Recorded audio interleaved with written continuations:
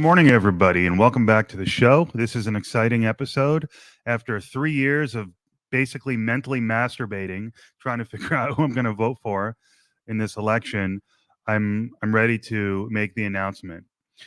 But first, I want to give you a little background. I mean, I've given this all before, but you got to, with podcasts, you have to assume that nobody has seen your previous episodes, right? I mean, first of all, I'm not famous. I don't have a big podcast.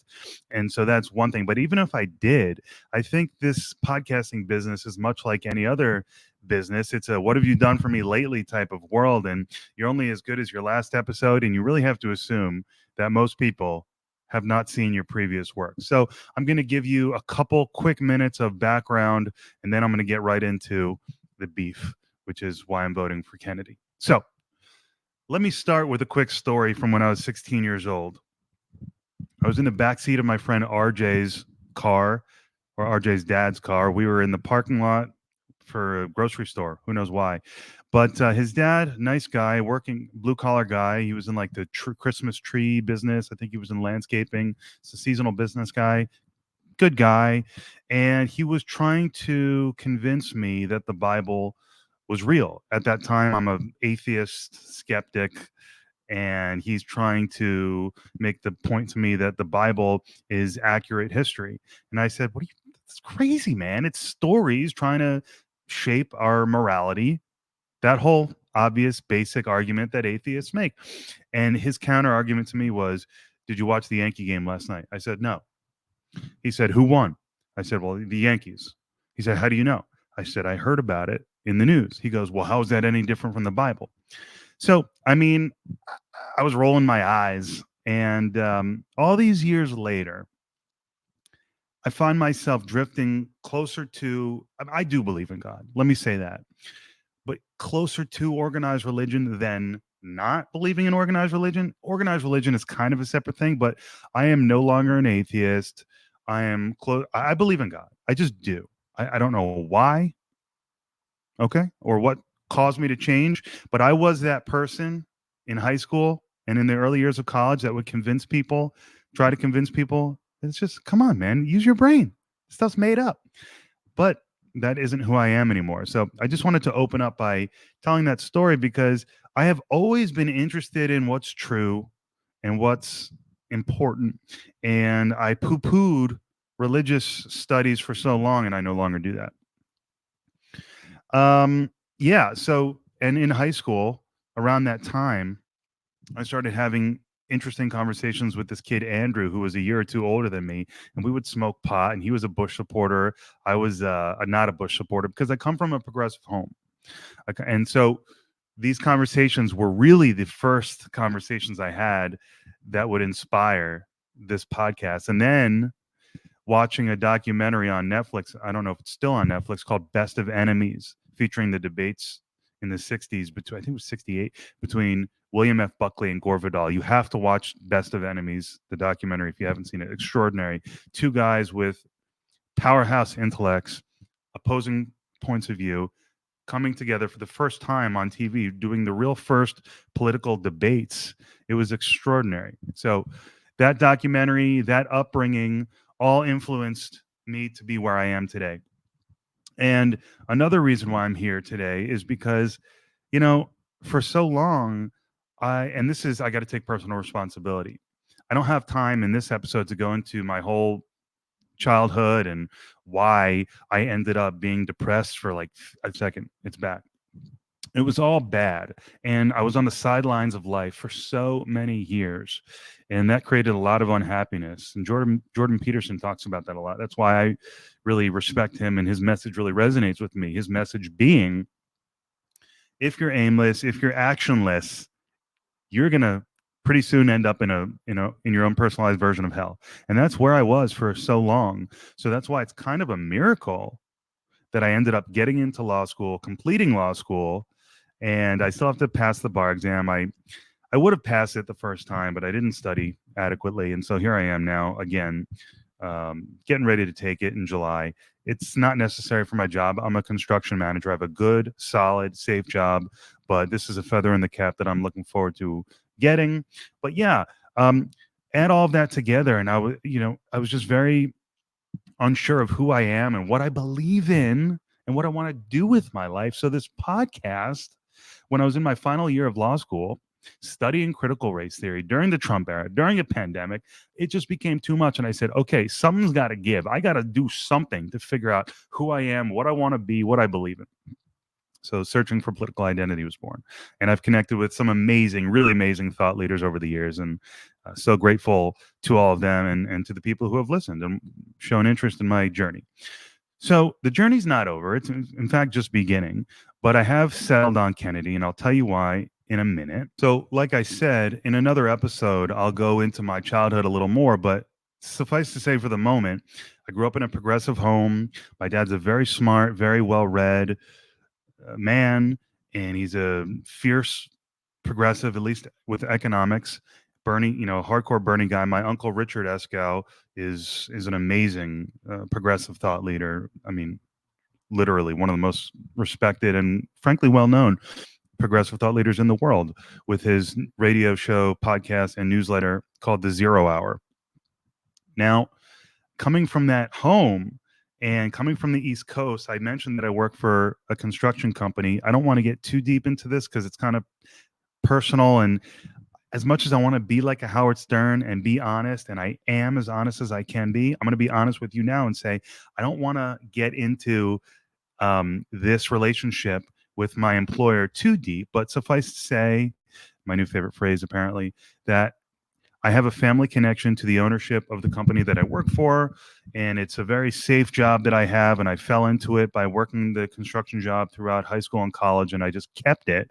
And so I never really played the field. I never really played on the different playgrounds and to figure out what I like. So that's what I mean when I say for so many years, I've just kind of languished in this personally made purgatory by not investigating my interests and not doing more reading and just smoking too much weed, playing too many video games. So here I am trying to figure it all out. That's what this is. Now, one other very quick story, just because I want to include some comedy in here. I was actually at a party for my dad on Saturday. He moved to San Diego a year ago. Long story. I've been here for 10 years.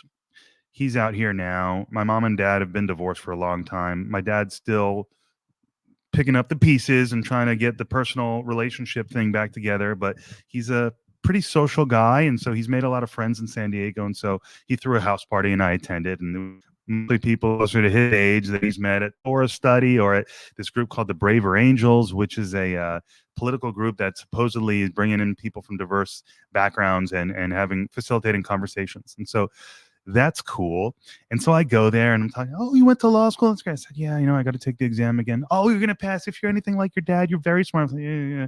So after a while, I'm like getting sick of being the center of attention and explaining to people what's going on and this and that. And there was a couple lawyers in the room too.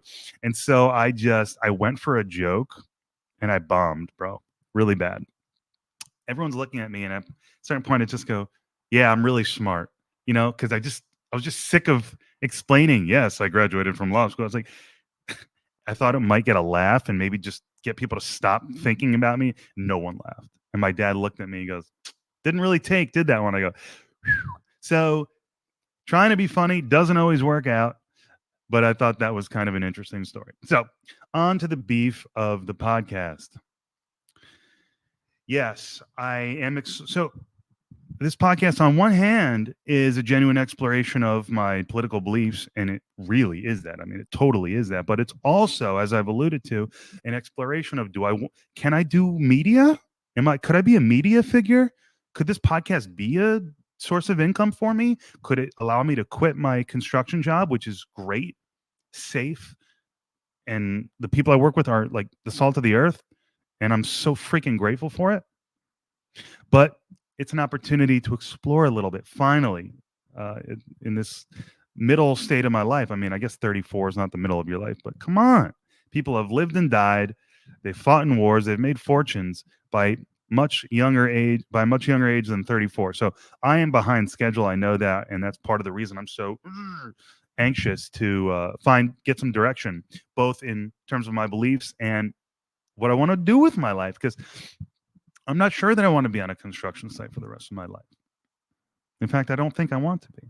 So let's get into why it's been so hard for me to make definitive, excuse me, I'm reading notes poorly, statements about my beliefs. Well, you know, the first thing is, like I said earlier, a lack of exposure to information. I read a lot as a kid, and that helped me speak well in interpersonal situations. People think, oh, this guy's read a lot, but I'm really not that well read. I'm really not that well read. I have a deficit of knowledge, and that's one thing. The other thing is that my dad, as good of a guy as he is, and he is a good guy, and as smart as he is, as well read as he is, I've observed him make a bunch of mistakes in life, and that has caused me to go, maybe he's got bad instincts when it comes to politics. Maybe he's wrong about all this stuff. Maybe everything that I was saying to my friends in high school and college was wrong. So questioning my childhood, my dad's advice, all of that is where we are.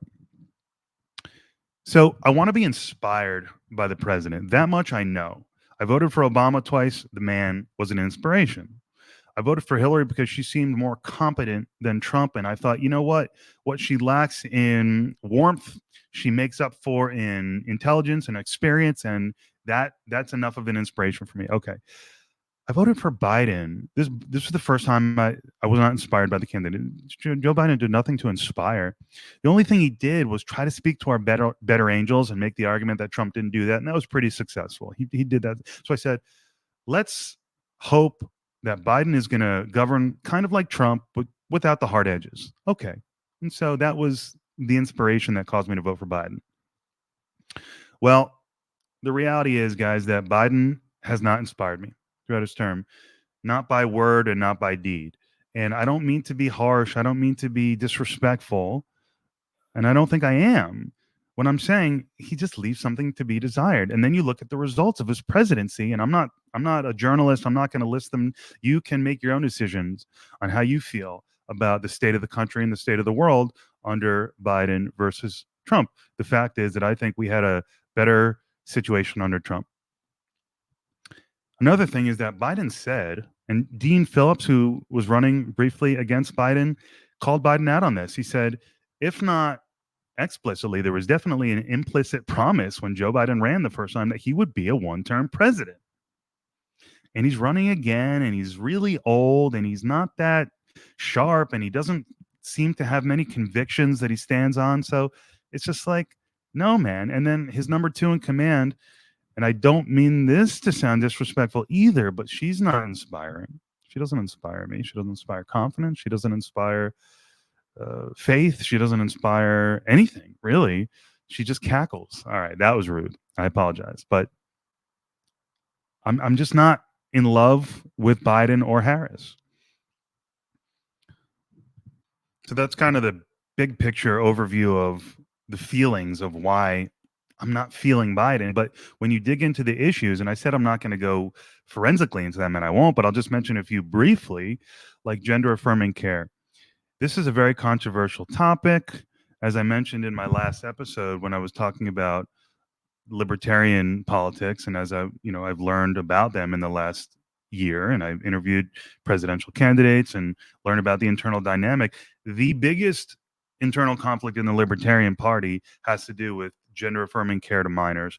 Some faction of the party says no, it's part of liberty, and we need to respect parents' rights to administer gender affirming care to their children if they so desire.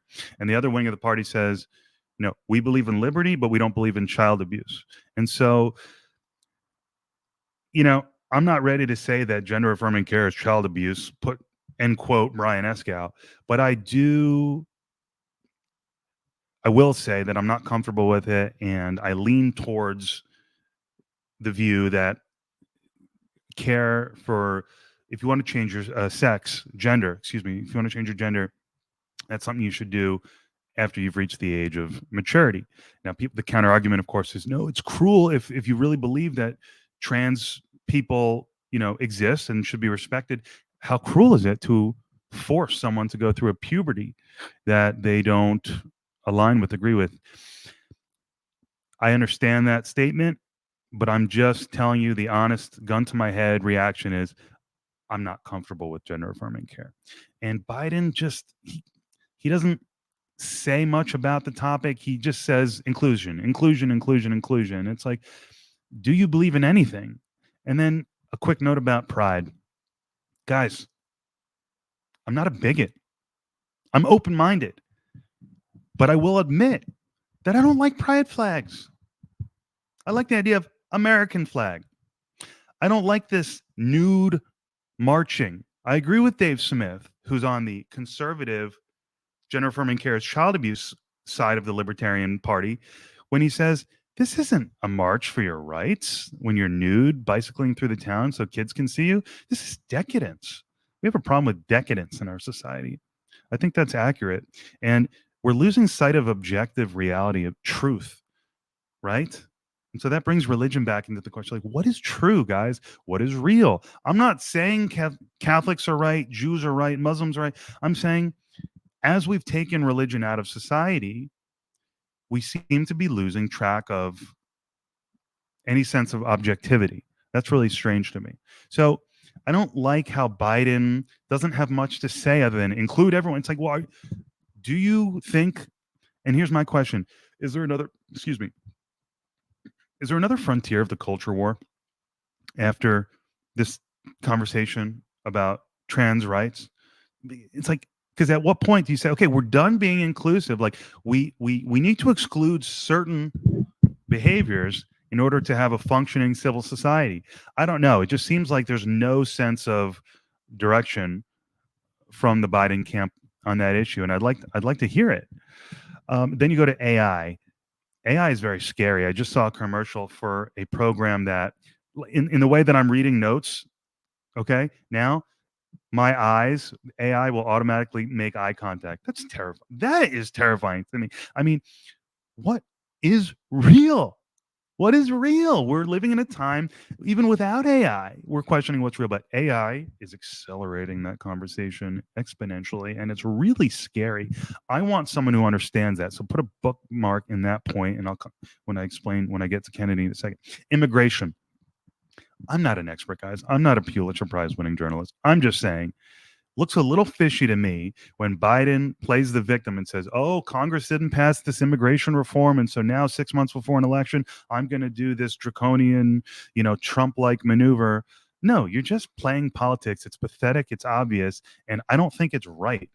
I think if Biden really believed whatever he's claiming to believe now about the border, that he would have taken executive action a long time ago. It just doesn't sit right with me to reverse these Trump era policies and then let it languish, let the country get flooded in with an disorderly immigration process, and then 6 months before an election to say that you're going to try to clean it up when the polls indicate that a lot of people care about this.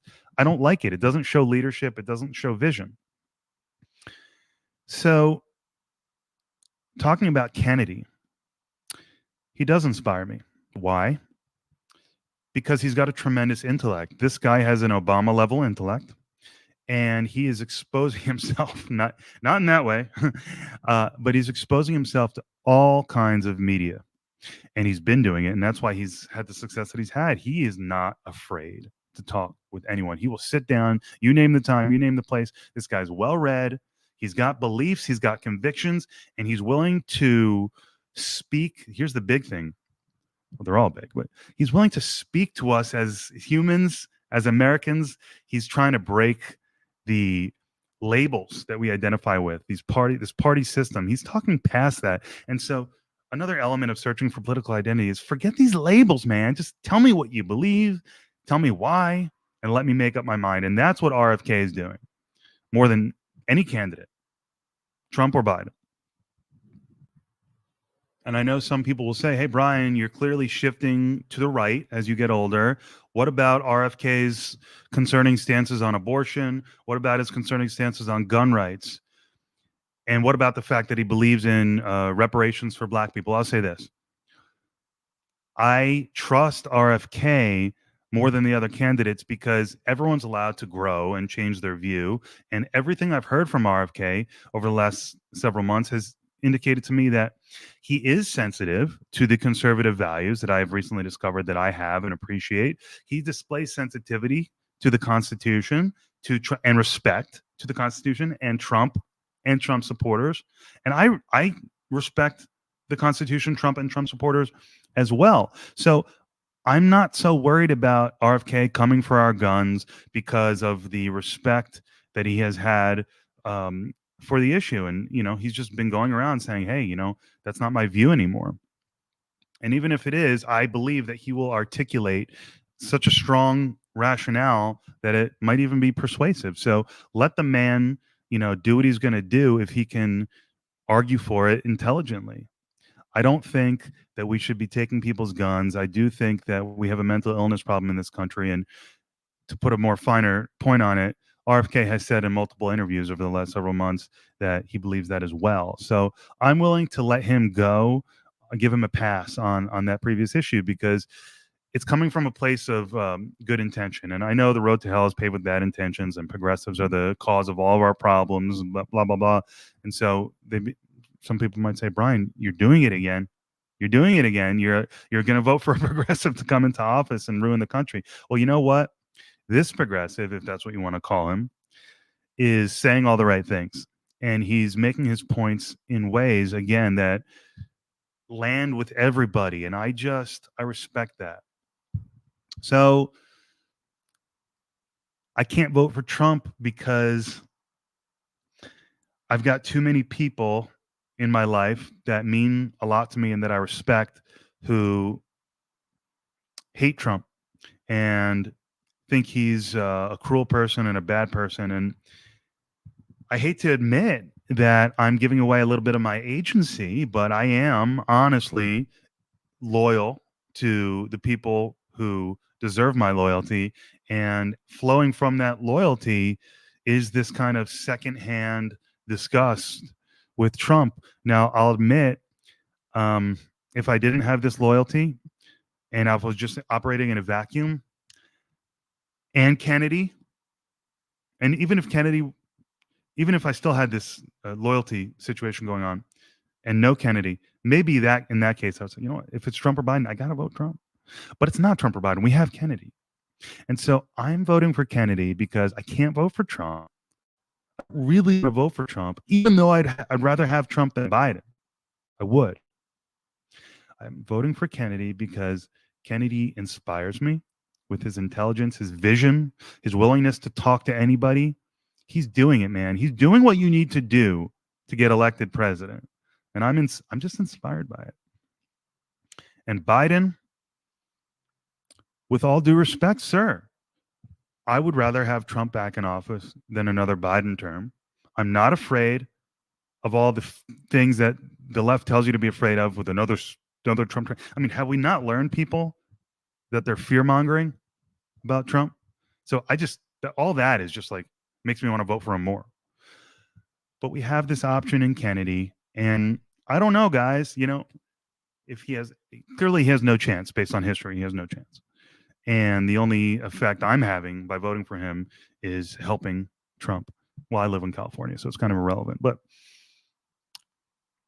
as I said, I'd rather have a second Trump term. Am I conservative now?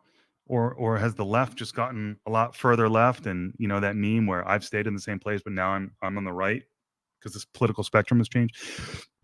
That's what searching for political identity is all about, trying to make sense of the ever-changing and rapidly changing political landscape based on all these sadly impactful and fascinating, I say sadly because I'm thinking about the culture war and the polarization it's having. Unfortunately, we have all these polarizing issues, and it's really causing people to reevaluate what they believe, and I'm one of them. So AI, though, too, again, it's like, guys, are we really gonna have another president who doesn't understand AI? I don't know. I just like RFK's ability to talk about any issue intelligently, and that's why I'm voting for him. So I got to go study for the bar exam. This was a little spazzy, this episode, a little more spazzy than I intended, but from the heart, off the hip. Yeah, I've got some notes, but giving it to you raw. Thank you for being here, and let me know what you think about my decision.